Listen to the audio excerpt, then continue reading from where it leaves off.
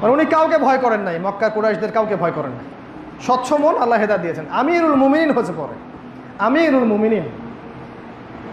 হামজা নিজের ভাই নিজের চাচাতো ভাইকে আঘাত করবে কেন? অসহায় দুর্বল একটা মানুষ। মুহাম্মদ সাল্লাল্লাহু আলাইহি ওয়াসাল্লাম খালি একটা কথাই বলে, রব্বি আল্লাহ, এই জন্যে তুমি তাকে মারবা? সে গিয়ে তার কলার চেপে ধরলো আবু জেহেলের। আবু জেহেলকে পাল্টা যখন ঘুষি মারলো, আল্লাহ পাক দেখেন হেদায়েত নাজিল করে দিলেন। ওই যে খালিদ বিন ওয়ালিদ যুদ্ধ করেছেন ইসলামের এগেনস্টে, খালিদ বিন ওয়ালিদ বসে আছেন মক্কায়, তার ভাই এসে একটা চিঠি দিয়ে গেল। চিঠিতে নবী সাল্লাল্লাহু আলাইহি ওয়াসাল্লামের লিখা, বা লিখা না, তানি বলেছেন অন্য কেউ লিখেছে, কিন্তু লিখতে পারতেন না। লিখা আছে, খালিদ, এটা তোমার জন্য কতই না ভালো হতো যদি তুমি আজকে ইসলামের পক্ষে থাকতা, এতটুকুই যথেষ্ট। ব্যাস, চিঠিতে এতটুকু লিখা আছে। আর খালিদ বিন ওয়ালিদ ওই চিঠি নিয়ে বসে থাকেন আর পড়েন আর কাঁদেন। এক পর্যায়ে বলে উঠলেন, ওয়াল্লাহি, আল্লাহর কসম, ওয়াল্লাহি লাকাদ